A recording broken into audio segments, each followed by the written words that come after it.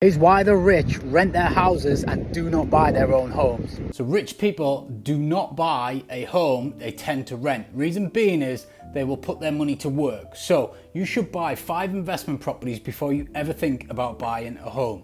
A home is a liability. On average in the UK, it costs £289,707 to buy a house. Deposit is typically around the £60,000 mark, but then that money is tied up for life in most cases. The mortgage on that's going to be £1,153 a month.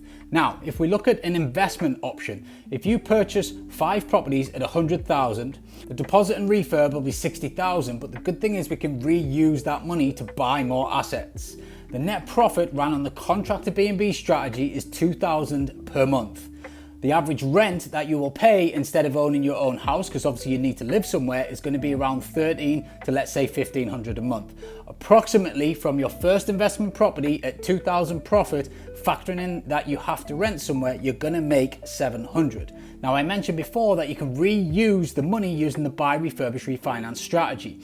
So every 6 to 9 months, you will buy a property using that same money. Remember, over here, we tie the money up and it can be never used again. So 6 to 9 months, property number 1, we've got $700 profit because we've got to pay for our rent. 12 to 18 months, we've got our second property live. We're now making $2,700. 18 to 24 months, property 3's live. 24-30 months, property 4's live, and 30 to 36 months, property 5 is live, and we're now making $8,700 a month, which is $104,400 per year. Now, this is where you can get clever.